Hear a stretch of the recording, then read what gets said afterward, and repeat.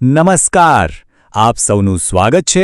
આજે આપણે વાત કરવાના છીએ ધર્મના એવા 10 લક્ષણો વિશે જે ખરેખર એક સુખી અને સફળ જીવન જીવવા માટેની માસ્ટર કી છે. તો ચાલો આ રસપ્રદ વિષયમાં ઊંડા ઉતરીએ. વિચારવા જેવો સવાલ છે ખરું ને? આપણે બધા જ જીવનમાં ખુશી શોધી રહ્યા છીએ, પણ શું આપણે સાચી જગ્યાએ શોધી રહ્યા છીએ? મોટાભાગે તો આપણી શોધ બહારની દુનિયામાં ચાલતી હોય છે, સારી વસ્તુઓ, મોટો હોદ્દો કે પછી લોકોની પ્રશંસામાં. તો આ પ્રાચીન જ્ઞાનને આજના સમયમાં સમજવા માટે આપણી ચર્ચા આ મુદ્દાઓ પર રહેશે. આપણે શરૂઆત કરીશું જીવનના એક મૂળભૂત સંઘર્ષથી, પછી જોઈશું શાંતિ અને શુદ્ધિનો માર્ગ, ઊર્જાને કેવી રીતે યોગ્ય દિશા આપવી એ સમજીશું, અને છેલ્લે ત્યાગના સાચા આનંદ સુધી પહોંચીશું. આ બધું મળીને બનશે એક આદર્શ જીવનશૈલી. તો સૌથી પહેલી અને સૌથી અગત્યની વાત, આપણા જીવનના જે પણ સંઘર્ષ છે, જે પણ તકલીફો છે, એનું મૂળ આપણી અંદર જ ચાલી રહેલા એક યુદ્ધમાં છે. આ યુદ્ધ છે સ્વભાવ અને વિભાવ વચ્ચેનું. આને સમજી લીધું તો સમજો કે આખી વાતનો પાયો સમજાઈ ગયો. આપણી સામે હંમેશા બે રસ્તા હોય છે. એક છે સ્વભાવ, એટલે કે આપણી આંતરિક યાત્રા, જે આપણને અંદરની તરફ લઈ જાય છે, આત્મામાં સુખ શોધવા પ્રેરે છે. આ ક્ષમા અને નમ્રતાનો શાંતિપૂર્ણ રસ્તો છે. અને એની બિલકુલ સામે છે વિભાવ, એટલે કે બહારની દોડ, વસ્તુઓ પાછળ, પદ પાછળ, ઇન્દ્રિયોના સુખ પાછળ ભાગવું. આ ક્રોધ અને અભિમાનનો રસ્તો છે, જેનું પરિણામ હંમેશા તણાવ, દુઃખ અને સંઘર્ષ જ હોય છે. તો સવાલ એ થાય કે આ વિભાવના સંઘર્ષભર્યા રસ્તા પરથી પાછા વળીને શાંતિના માર્ગ પર આવવું કઈ રીતે? એની શરૂઆત 3 ખૂબ જ પાયાના ગુણોથી થાય છે. આ 3 ગુણ આપણી અંદર શાંતિનો એક મજબૂત પાયો બનાવે છે. સૌથી પહેલું છે ક્ષમા. ક્ષમા એટલે ખાલી કોઈને માફ કરી દીધું એમ બોલી દેવું એટલું જ નહીં, પણ મનમાંથી ગુસ્સાને, વેરભાવને જડમૂળથી ઉખાડી ફેંકવો. બીજું છે નમ્રતા, એટલે કે જ્ઞાન, પદ કે પૈસાનું જરા પણ અભિમાન ન હોય, અહંકારનો સંપૂર્ણ ત્યાગ. અને ત્રીજું છે સરળતા, એટલે કે મનમાં જે હોય એ જ વાણીમાં હોય અને એવું જ વર્તન હોય. કોઈ જાતનું છળ કપટ નહીં, એકદમ સીધું અને સરળ જીવન. ક્ષમા કેમ આટલી જરૂરી છે એ સમજવા માટે આનાથી સુંદર વાત કઈ હોઈ શકે? ક્રોધને મનમાં પકડી રાખવો એ હાથમાં સળગતો અંગારો રાખવા બરાબર છે. એ બીજાને નુકસાન કરે કે ન કરે, પણ આપણને તો અંદરથી બાળી જ નાખે છે. એટલે ક્ષમા એ કોઈના પર ઉપકાર નથી, પણ પોતાની જાતને જ ભૂતકાળના બોજમાંથી આઝાદ કરવાની એક રીત છે. સારો, તો શાંતિનો પાયો તો નખાઈ ગયો. હવે વાત આવે છે આંતરિક શુદ્ધિની. જુઓ, જેમ આપણે રોજ શરીરને સ્વચ્છ રાખીએ છીએ, ઘરને સ્વચ્છ રાખીએ છીએ, બસ એ જ રીતે મન, વચન અને કર્મને પણ શુદ્ધ કરવા ખૂબ જ જરૂરી છે. અને એના માટેના 3 ગુણ છે: શૌચ, સત્ય અને સંયમ. અહીં શૌચનો મતલબ ખાલી શારીરિક સ્વચ્છતા નથી, પણ લોભ જેવો, જે માનસિક કચરો છે એને દૂર કરવો અને જે છે એમાં સંતોષ માનવો. સત્ય એટલે માત્ર સાચું બોલવું એટલું જ નહીં, પણ એવું સત્ય બોલવું જે બીજાનું ભલું કરે અને સાંભળવામાં કડવું ન લાગે. અને સંયમ એટલે આપણી આંખ, કાન, નાક જેવી 5 ઇન્દ્રિયો અને આપણા મનને ખોટી જગ્યાએ ભટકતા રોકવા. અને જુઓ, આ સિદ્ધાંતો આજના ડિજિટલ યુગમાં કેટલા કામના છે. આપણા વોટ્સએપ પર કોઈ મેસેજ આવ્યો અને આપણે સાચો છે કે ખોટો એ ચેક કર્યા વગર જ આગળ ફોરવર્ડ કરી દીધો, તો એ પણ એક પ્રકારનું અસત્ય જ છે. સત્ય ધર્મનું પાલન કરવાનું મતલબ છે કે અફવાઓથી બચવું અને જવાબદારીપૂર્વક જ કોઈ માહિતી આગળ વધારવી. આ ગુણોને રોજિંદા જીવનમાં લાવવા ખરેખર બહુ સહેલા છે. શૌચ એટલે કે જે આપણી પાસે છે એના માટે આભારી રહેવું, સતત બીજા સાથે સરખામણી ન કરવી. સત્ય એટલે વિવેકથી બોલવું, કોઈને દુઃખ પહોંચાડવા માટે નહીં. અને સંયમ એટલે ટેકનોલોજીના ગુલામ નહીં, પણ માલિક બનવું. ચાલો હવે આગળ વધીએ. આપણી અંદર જે જીવન ઊર્જા છે એને યોગ્ય દિશામાં કેવી રીતે વાળવી, એના માટે 2 બહુ જ શક્તિશાળી સાધનો છે: તપ અને બ્રહ્મચર્ય.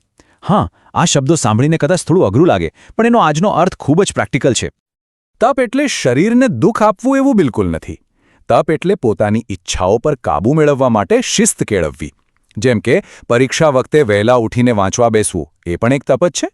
અને બ્રહ્મચર્ય એટલે માત્ર શારીરિક સંયમ નહીં, પણ આપણી બધી જ શક્તિઓને, આપણી બધી જ એનર્જીને ખોટી જગ્યાએ વેડફાતી અટકાવીને કોઈ એક મોટા લક્ષ્ય તરફ ફોકસ કરવી.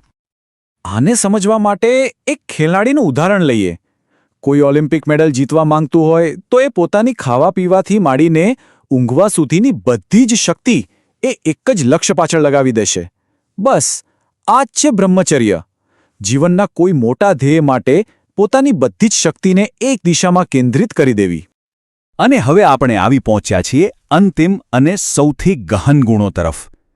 આ એવા ગુણ છે જે આપણને બધા જ બંધનોમાંથી મુક્ત કરીને સાચી સ્વતંત્રતાનો અનુભવ કરાવે છે. અને એ છે ત્યાગ અને અકિંચનતા.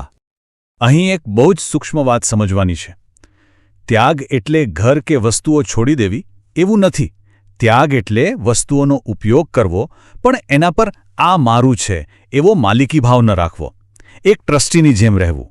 અને અકિંચનતા તો એનાથી પણ એક સ્ટેપ આગળ છે. એ એક ઊંડી સમજ છે કે આ દુનિયામાં શરીર, પૈસા, પરિવાર ખરેખર કશું જ મારું નથી.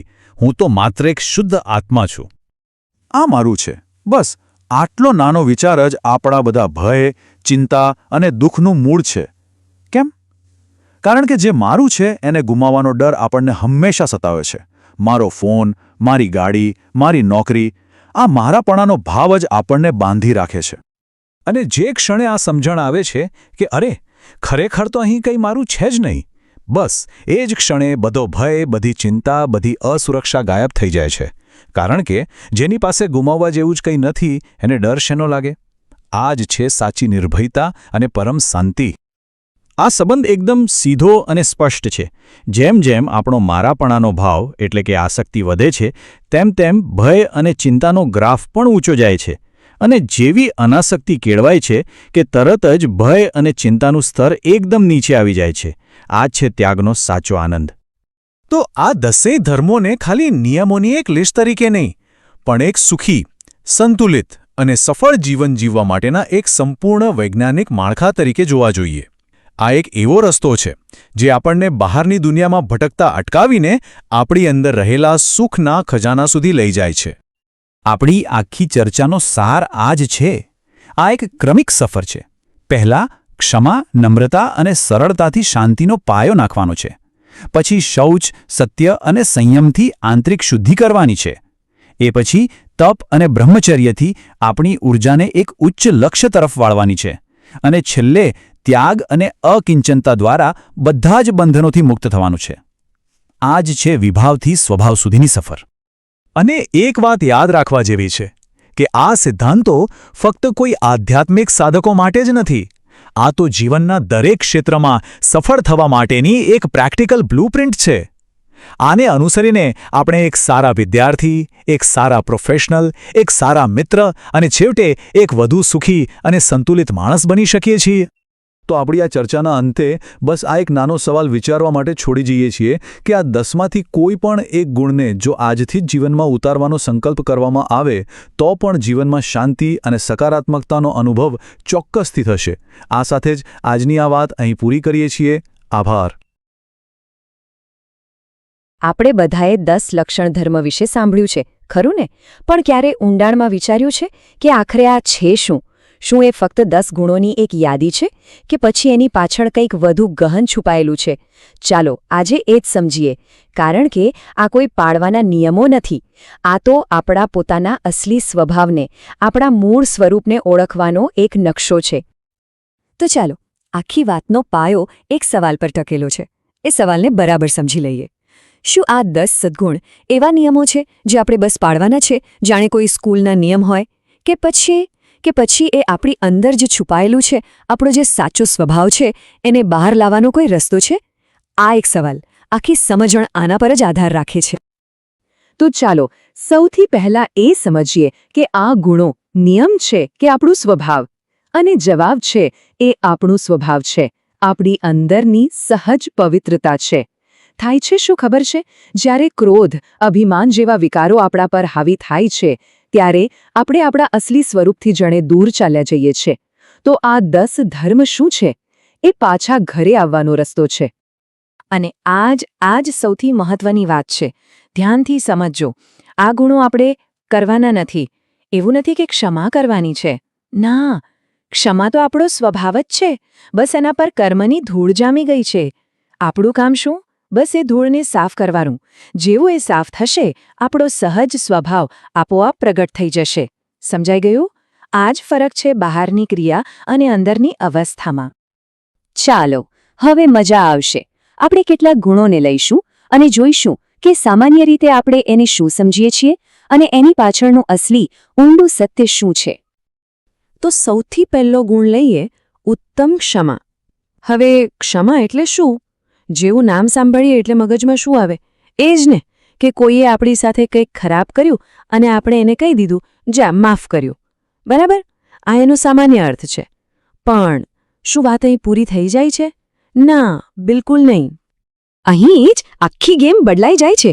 આપણને લાગે છે કે ક્ષમા આપણે બીજા પર ઉપકાર કરીએ છીએ, પણ અસલી સત્ય એ છે કે સાચી ક્ષમા તો આપણે પોતાની જાત પર કરીએ છીએ. એ બીજાના કામને માફ કરવાની વાત નથી.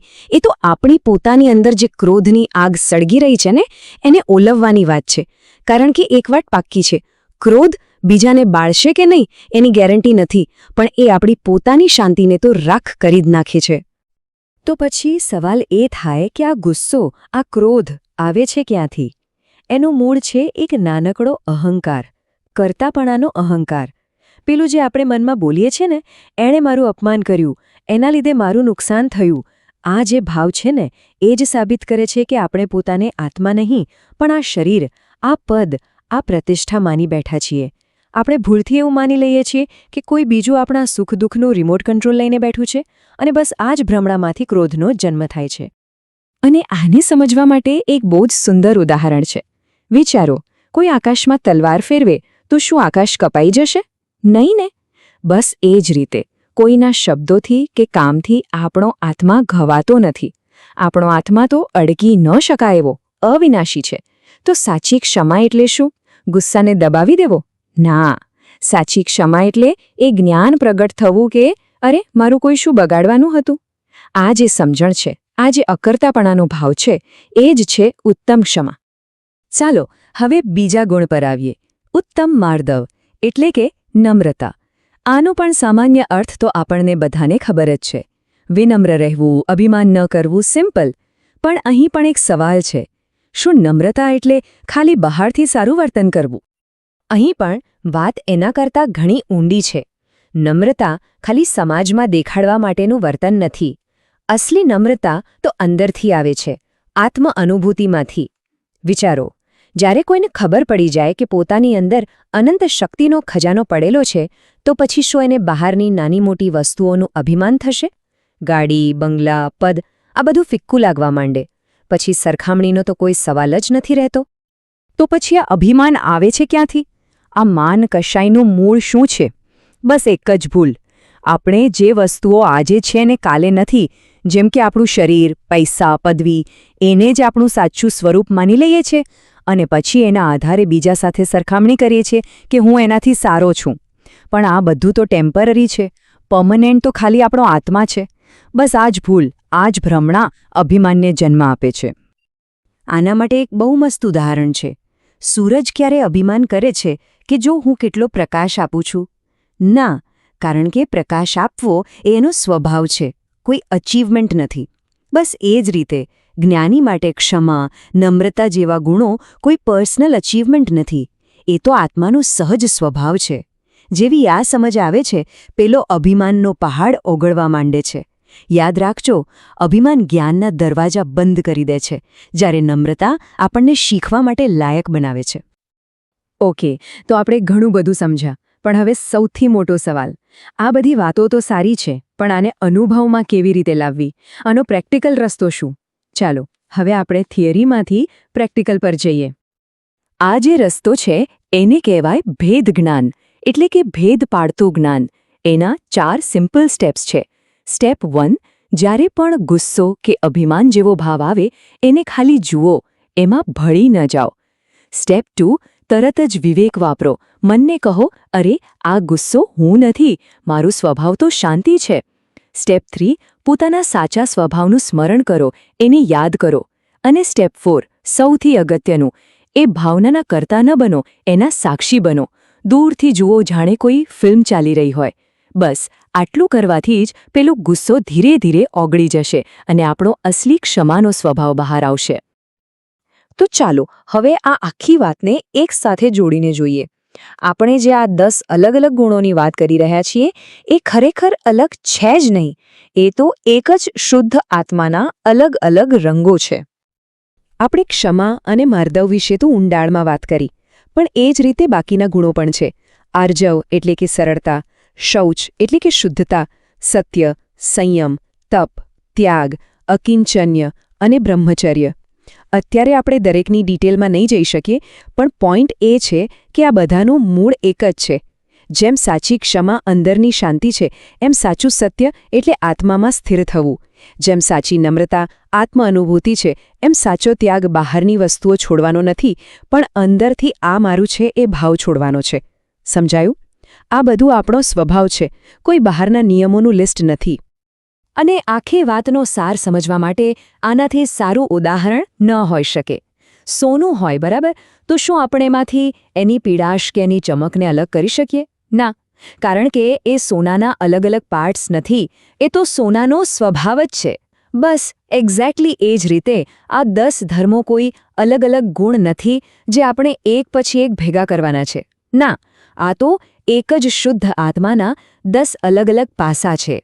જે ક્ષણે આપણી અંદરથી ક્રોધ, માન, માયા, લોભ જેવા કચરા સાફ થાય છે, તે જ ક્ષણે આ બધા ગુણો આપોઆપ સહજ રીતે જ બહાર આવી જાય છે. તો અંતે હું એક સવાલ સાથે આ વાત પૂરી કરવા માંગુ છું. જરા વિચારજો, શું આધ્યાત્મિકતાનો આખો રસ્તો કંઈક નવું બનવા માટેનો છે કે પછી આપણે જે હંમેશાથી હતા, જે આપણું અસલી સ્વરૂપ છે, એને ફક્ત યાદ કરવા માટેનો છે? કદાચ આ 10 લક્ષણ ધર્મ એ બીજું કંઈ નહીં, પણ આપણને આપણી સાચી ઓળખ યાદ કરાવવાનો જ એક રસ્તો છે.